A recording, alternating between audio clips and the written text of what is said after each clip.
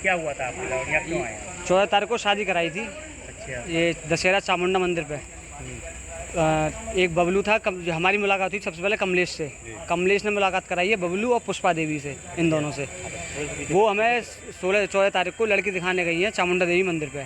वहाँ लड़की दिखाई है, नेहा नाम बताया उसका।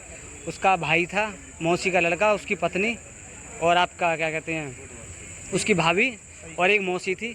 ये सब वहाँ पे आए थे।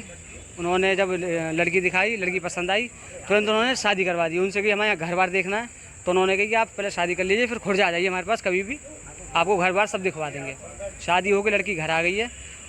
14 तारीख को रात को रुकी है, 15 को रुकी है, 16 को सुबह से ही उसने कही कि हम आज हमारे यहाँ एक मतलब दिन का विदा होने का रिवाज है।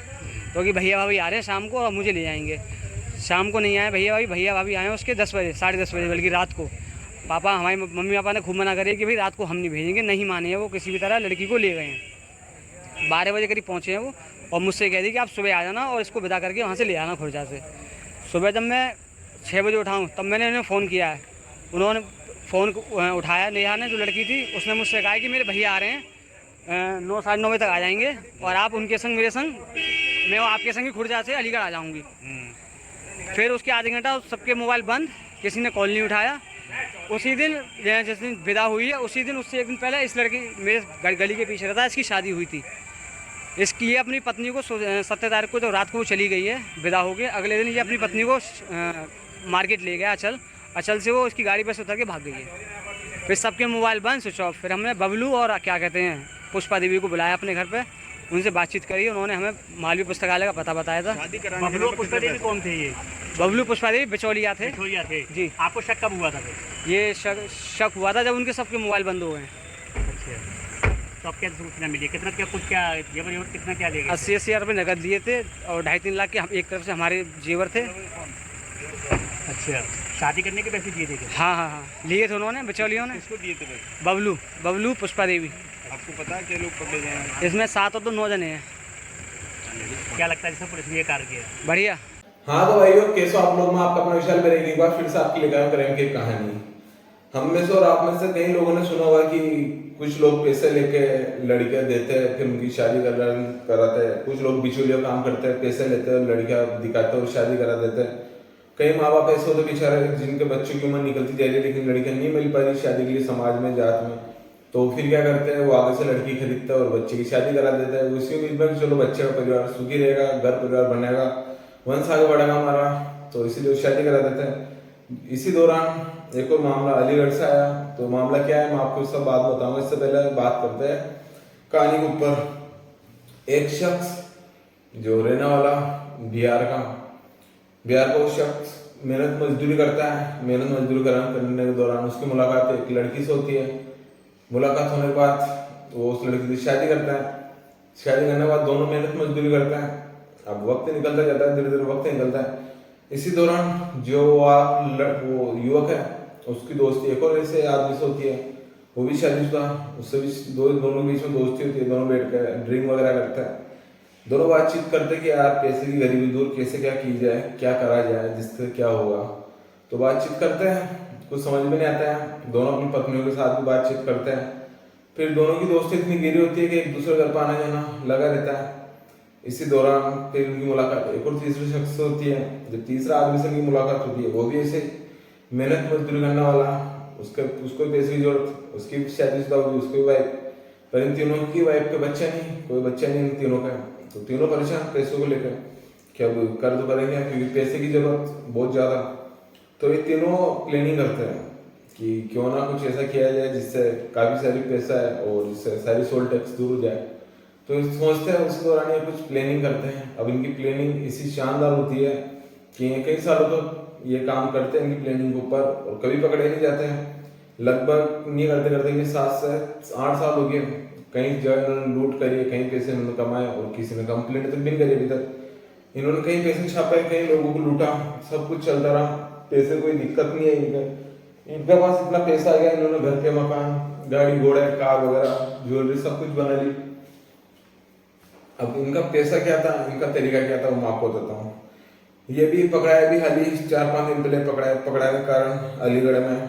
जब ये पकड़ा, अलीगढ़ पुलिस वालों ने जब इनको पकड़ा पकड़ने के बाद जब इन्होंने खुलासा किया तो अलीगढ़ पुलिस वालों को कुछ हो गया कि ये क्या मामला है। पति और पत्नी जो आपको फोटो में दिखाई दे रहा है, ये आपस में पति पत्नी है, 3 पत्नी और तीनों पति। अब पैसे की तंगी तो ये प्लानिंग करते हैं कि हम अपनी पत्नी की शादी दूसरे से करवाएंगे। शादी करवाने के बाद 1 रात या 2 रात बाद हम निकल जाएंगे अपनी पत्नी को लेकर, सामने से पैसे लेकर निकल जाएंगे। तो ये कैसे क्या इनकी अंजाम देते हैं। तो ये क्या करता है, जो हस्बैंड रहता है वो पहले ऐसे परिवार को देखता है, ऐसे लड़कों को देखता है जो कुंवारा हो, जिसकी शादी नहीं हो और जिसकी उम्र थोड़ी ज़्यादा हो, जो दिखने में अच्छा नहीं हो या कुछ भी चेहरा वेरा काला हो या कैसा भी हो, तो उसको देखते हैं जिसकी उम्र 40-45 और 30-35 के बीच में हो, जिसकी शादी नहीं हो, जो लड़की को ढूंढ रहा है, तो उससे दोस्ती करता है। दोस्ती करने के बाद जो पहला शख्स रहता है वो दोस्ती करता है, वो बोलता है कि मेरी खुद की शादी नहीं थी तो मेरे को भी ऐसे शादी करे किसी आदमी ने, किसी बिचौलिए ने। जिसका जो 2 दोस्त रहते हैं इसके, जो उनको बताता है कि ये बिचौलिए शादी करा देंगे तेरी। अब वो दोनों दोस्त मिलकर सामने वाला आदमी से बोलते हैं कि हाँ हम आपकी शादी करा देंगे, लेकिन बीच में पैसे मांगेंगे। तो बीच में कोई 80 लेता है, कभी 50 लेता है, कभी 1 लाख लेता है। इस तरीके से वो दोनों हस्बैंड भी पैसे ले लेते हैं। अब पैसे लेने के बाद ये लड़की दिखाते हैं तो आपस में तीनों की वाइफ तो एक बन जाती है, लड़की की बहन या बुआ या मौसी कुछ भी, और एक फैमिली मेंबर, छोटी बहन बड़ी बहन कुछ बन जाती है।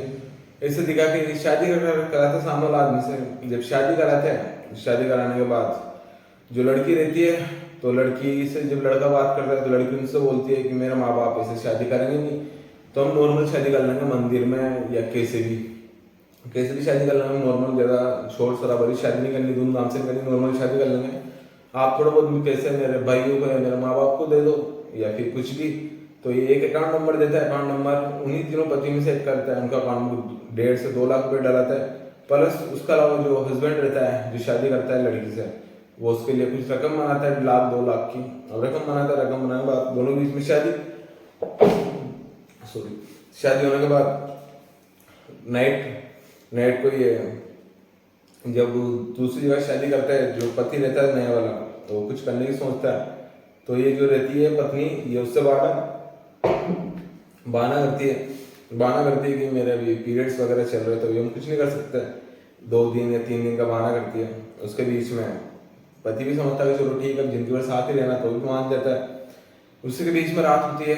रात के दौरान पत्नी को पता है सारे गहने कहाँ रख रखे इसने, तो पत्नी रात को सारे गहने, ज्वेलरी सब कुछ लेकर फरार अपने रियल वाला हस्बैंड के साथ चली जाती है घर छोड़कर।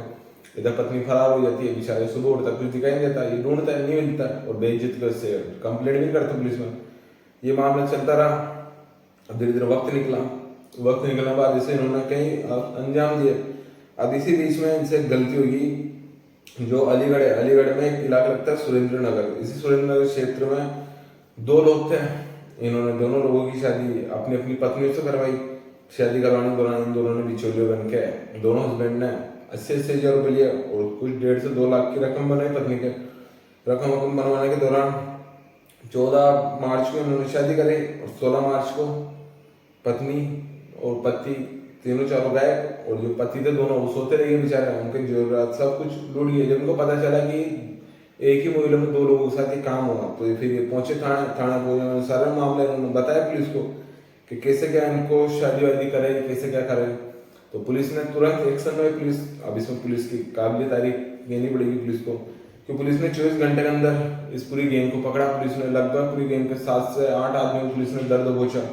इसमें से 3 पति पत्नी है, से जो आपको फोटो दिखाई दे रहे होंगे, 3 पति पत्नी और प्लस 2 आदमी और रजिस्टर जिनके साथ जुड़े हुए थे। इन सबको पुलिस ने पकड़ा और उनको सजा जेल भेज दिया। इनके पास से पुलिस को मोबाइल, कैश और सोना, कुछ चांदी बरामद हुई। सारी चीजें पुलिस ने जब्त करी और जिनका सामान वो उनको दे दिया। देने के बाद उन सबको सजा हुई और जो बेचारे जो लूटे थे उनको उनका हक पैसे दे दिए उनको, उनके साथ न्याय हो गया। हुआ ये कि इज्जत खराब हुई समाज में, बाकी न्याय तो मिला।